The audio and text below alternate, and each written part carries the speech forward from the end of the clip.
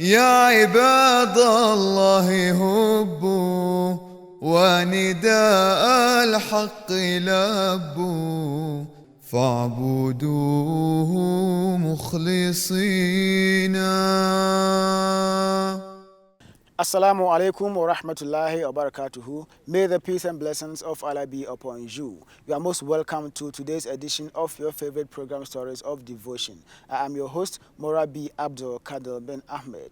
Born and bred at Wali Wali in the northern region of Ghana, my guest actually converted into the fold of Islam Ahmadiyat in the year 1996. He also made that bold decision to dedicate his life to the service of Islam Ahmadiyat in the capacity as a missionary in the year 2007. My guest is no other than Hafeez Yakub. Murabbi Hafeez Yakub, you are most welcome to the show. Thank you very much. Right, Murabbi Hafeez Yakub is currently the serving missionary for the Savlegus circuit here in the northern region of Ghana. Murabbi Sahab, tell us about Hafeez Yakub. Bismillahirrahmanirrahim. As you've rightly mentioned, my name is Hafeez Yakub from Mampurugu Traditional Kingdom, Pirga Wali Wali to be specific. My father was the late Mumuni Yakubu, son to the late chief of Pirga, Pina Yakubu, and my mom is Fulela Alasan, a daughter to Zolgurana, a chief and a younger traditional area. Like you've mentioned, I am a native of Pirga, Wali Wali, a village or a community which is also a paramountcy but very closer to Wali Wali. That is where I am coming from. Oh, okay. So your parents are both Ahmadis? Not at all. My parents weren't Ahmadis as well as myself. We were all non-Ahmadis. Okay. And we belong to the Tijaniya fold of Islam. Oh, okay. Okay. So now you are an Ahmadi. Yes. Are your parents Ahmadis as well now? Yes. Okay. So I mean, what actually was the circumstance that led to your conversion? Yes. Actually, before accepting Ahmadiyyat, I didn't know anything about Ahmadiyyat. In fact, I had no knowledge like there is a sect existing called Ahmadiyyat. Not at all.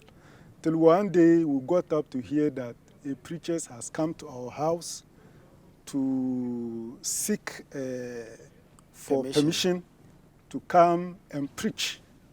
And we were told, in fact, the message we heard from people, we were told that they are not Muslims at all.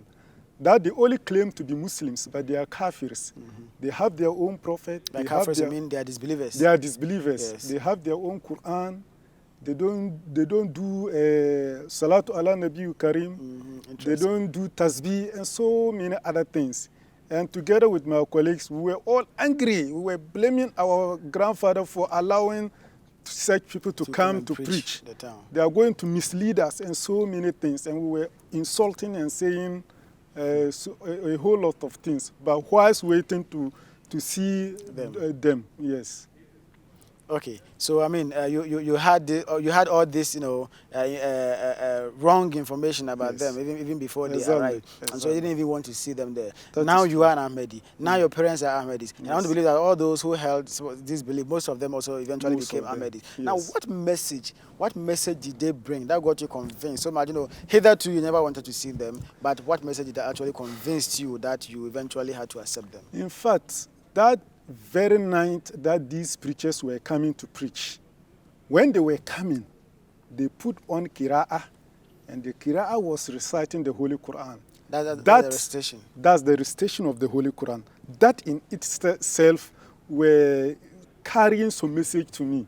I said, wow, these people might be wonderful people. Let's wait and see what they are coming to tell us. So they came and they mount their public address system and they started preaching. I remember very well the preacher who preached that night was Ochiri, and he preached about Salat performance. Then he started by saying that people say we are not Muslims.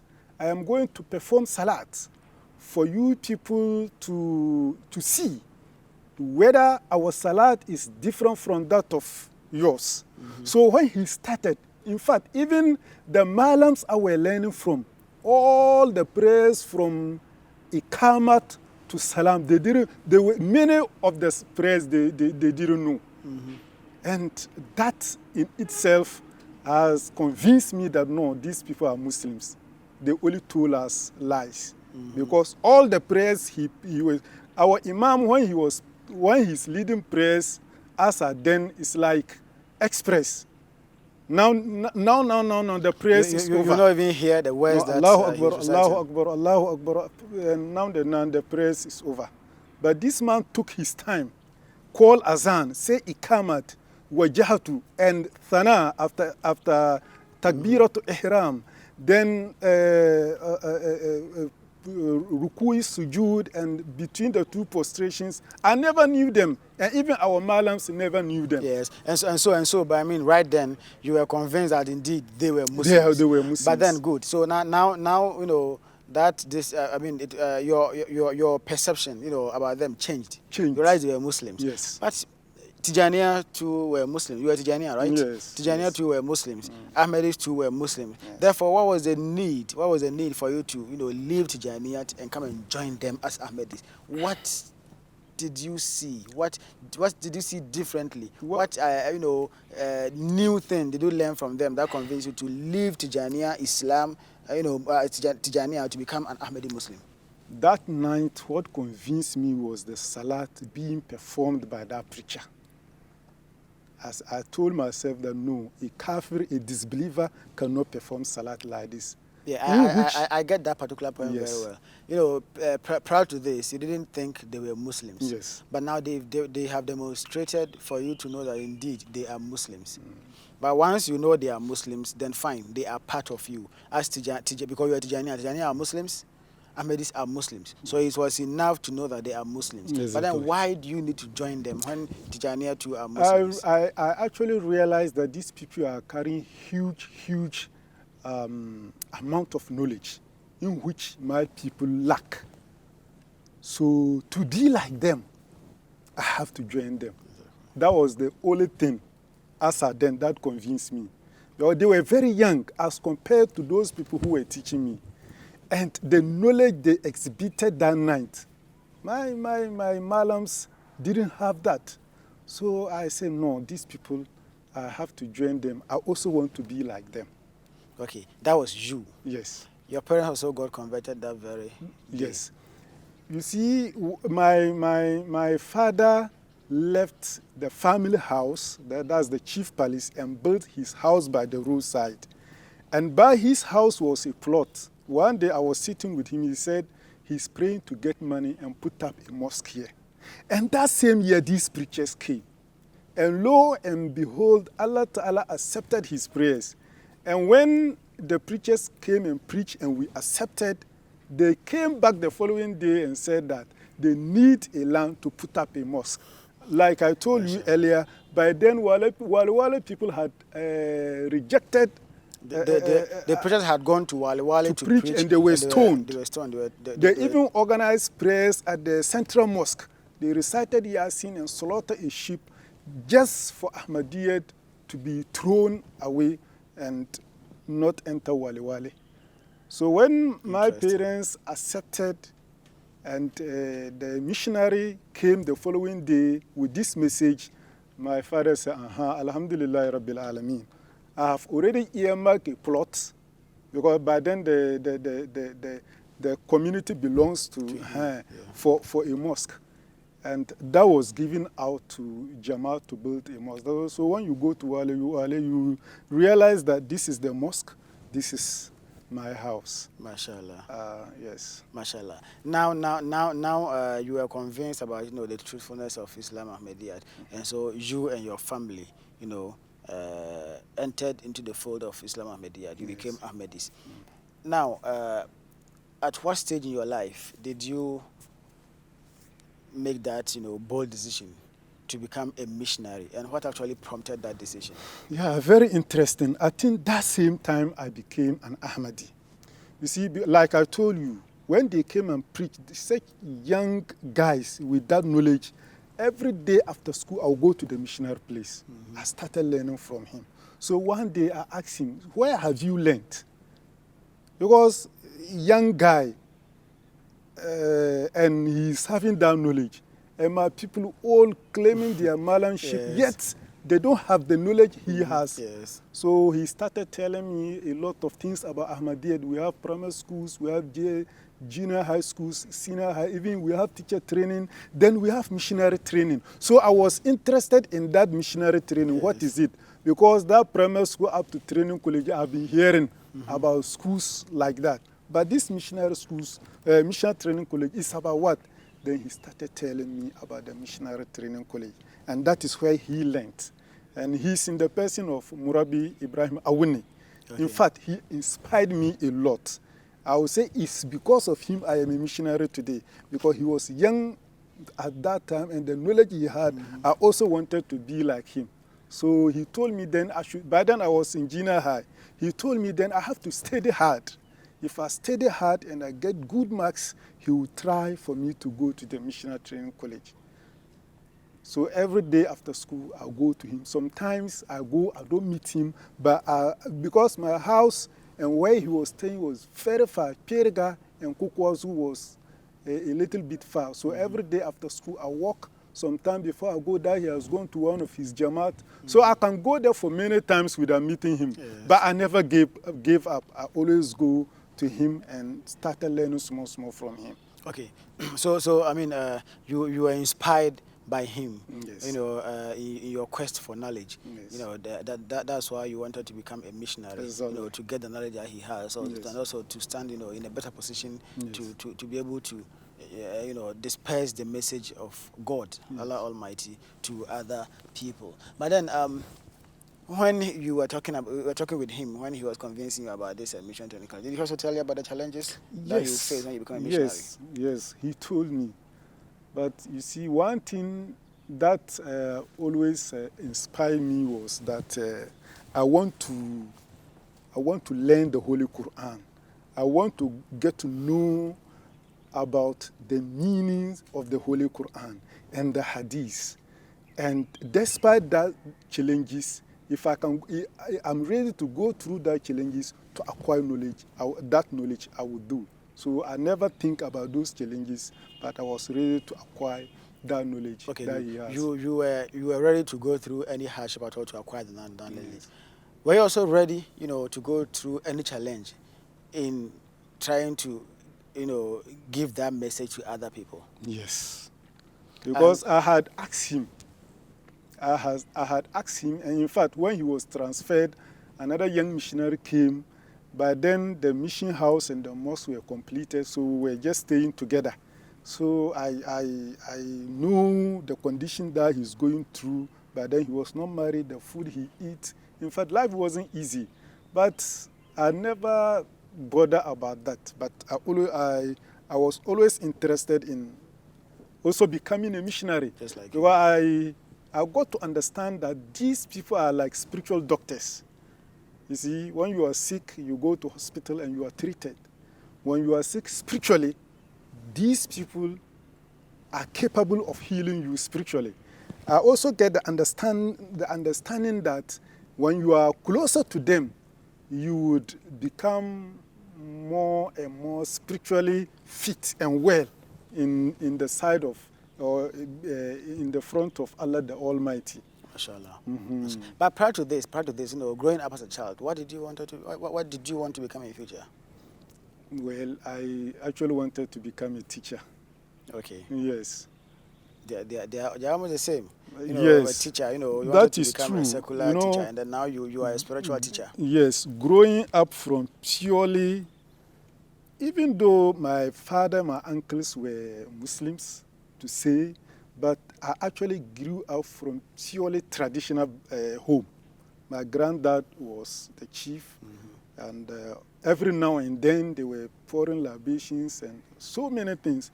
And we even sometimes, when they are coming to do this sacrifice to idols, we chase the fowls, catch them for the. And that day, in fact, will be a festival for us to enjoy. Yet, so you can understand the kind of Muslims my people were. Yeah. Even though they were Muslim praying, but at the same time, when it comes to idol worship, they come together, will run and catch the fowls, and they will do the sacrifices, and we enjoy. That day will be a festival. Exactly. Okay, so now you are convinced. Now you went to Jamia Ahmadiyya International. That's the Ahmadiyya Muslim Missionary Training College. Yes. Which year did you graduate? 2007. 2007. Yes. You were very young then. I was very young. Very young. Yes. So as young and inexperienced, you were. Where was your first posting? I was first posted to Kusogo, Yapi Kusogo. That's in the northern region. In the northern region. In fact, Kusogo, we had a mosque but no mission house. So they were told to look for accommodation for me, which failed. So when I was sent there, Murabbi Ma'ruf, who is a native of Kusogo, hosted me. I was in his room. In fact, that time it was hot season, so I was sleeping in his veranda for 2 weeks, after which his wife has to move with her children to join the mother-in-law for me to occupy the wife's room. So I was there, my wife also came and joined. We were there for 2 months in Ustaz Ma'ruf. In fact, it was very challenging and it was not comfortable at all. I actually pity for him and his family. So we started looking for accommodation in Yape, which also was very difficult. But finally we got 2 small rooms and I moved there with my wife. By then we were newly married, but I actually prayed for my wife. She could stand that challenge and she never complained.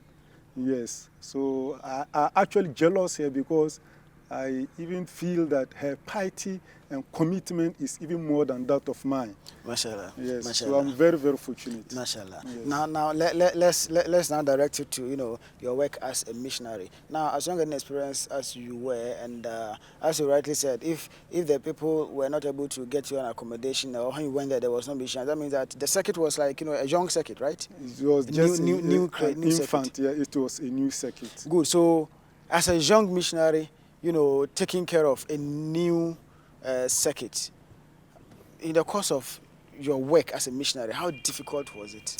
It was very difficult because even reaching up to the villages, to the Jamaat wasn't easy. You see, I was not having a motor. So I'll pick a car, I'll get to the junction leading to the Jamaat I'm going, I'll alight there, then I'll walk. Later on, I had a bicycle. So they will put my bicycle on top of the car. When I get to the junction, I'll get down, then I'll ride to the Jamaat I'm going.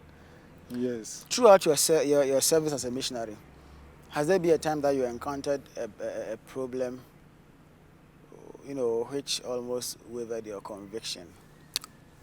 Yes, that is very true.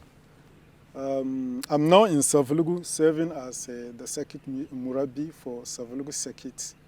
And that place too is very, very challenging. Very, very challenging. As I talk to you now, the house I am renting, and you know how difficult it is to stay in a rented house with people sometimes who are non-Muslims. Sometimes you know how difficult it is to stay with the non-Ahmadis. So it's not easy. That in itself is very challenging. Then the other challenging aspect is I don't have mosque in Savlugu circuit. And the opposition in the circuit is not easy. Because of that, the non-Ahmadis are able to send people to those Jamas to pull down ours and put up a mosque for them. So that in itself always weakened me. Why will someone pull down your mosque and put up another mosque? That is it. You see, we're in a modern world. Our members are following me, putting pressure for Jamal to put up a mosque for them. In as much as I talk to them, try to convince them to be patient, at the appropriate time, Jamal will come and give them the mosque. I want to know the kind of mosque you're talking about. Is it a mad, those dwarf mosques or something? Because I don't know if it is mosque that they want, they have a mosque. Why would they put down their mosque for another mosque to be built? That's what I want to understand. What type of mosque is the local type. See, the mad mosque. You see, And now these new modern mosques are springing up everywhere. Okay, so that's actually one of the main challenges. Challenges. A place where you could you and your members could converge and Yes. then pray. Yes. That's one of the main challenges. Challenge. I think I understand. But in your work as a missionary, you talked about a lot of challenges. Where there was an issue about accommodation, so that you and your wife had to go through a lot of bitter experiences, sharing rooms with other people and all that. Has there been a time where you went like you missed your childhood dream of becoming a teacher? Now that decision that you took, to forego your idea of becoming a teacher and left it to become a missionary. Are you so proud of that decision that you took? Oh yes, I am, because I am teaching something better than that. Because even the profession I was dreaming to become, those people, I have people with such profession in my circuit, and I preach to them, I talk to them, and sometimes I even give them advice and guidance as to how they should be committed to their professions. So that in itself, I am proud of that, and I'm happy of being a missionary of the Jamaat. Alhamdulillah. What do you think you have gained from becoming a missionary? A lot. I've gained a lot. Nearness to Allah the Almighty, nearness to Hazrat Khalifatul Masih. I love him a lot, and I derive pleasure watching him on MTA. And I see myself different from even my colleagues that I were growing up with. And even sometimes you think you're not better off, but those with professions that somebody would think they are earning a lot, they come to you with financial issues. Therefore, if this is what I always say, and I think I love saying it. Therefore, if the idea is that someone will want to pursue secular education to be rich, someone want to pursue secular education to get that honor and respect, but then you becoming a missionary, you're not poor At all. and then you have that honor, you have that respect, and on top of it, you have the blessing of Allah Almighty. You've gotten closer to Allah Almighty. Therefore, it's the best profession anybody could think about. That is true. Alhamdulillah. Now, when it comes to Hazrat Khalifatul Masih, what is your relationship with him like? My relationship with Huzur Hazrat Khalifatul Masih Al-Khamis Ayadawlah Ta'ala bin Nazir al-Aziz is good. Like I told you, he's the only person I love the most, beside Allah the Almighty. I watch his programs, and I'm always happy when I see him talk. I listen to him attentively, and in fact, he's a guiding light for me. Sometimes when I watch him on MTA, how he relates to the members of the Jamaat, and I am representing him in my circuit, I try to adopt that same kind of attitude towards my members. So I see fruit in that wherever I go in my Jamaat, children and the Jamaat at large all want to come and listen to me and has to have a talk. Alhamdulillah. Why do you think if the youth out there, why do you think they should dedicate their lives to serve the cause of Islam as a missionary? I think that the youth should dedicate their lives to the service of Islam Ahmadiyyat is that you see, Allah Ta'ala has said, made it clear in the Holy Quran that وَمَا خَلَقْتُ الْجِنَّ وَالْإِنسِ إِلَّا لِيَعْبُدُونَ. So the purpose of our creation in this world is to worship Allah. And the best way to serve Allah is to commit yourself, to dedicate yourself to Allah the Almighty. That is why I think that our young growing up should develop interest in dedicating their lives in the service of God and His Prophet. And mind you, we should also know that this profession is not an ordinary profession. It is the profession of the prophets. So look at how great and honorable it would be if you choose to forsake all the professions in the world and go for the profession of the Holy Prophet sallallahu alaihi wasallam, who is the chief of all the prophets.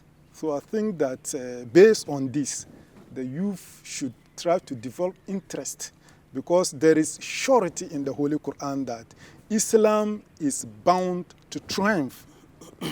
هو الذي أرسل رسوله بالهدى ودين الحق ليظهره على دين كله. So you see that you should dedicate yourself so that you will be part of the history of the victory of Islam.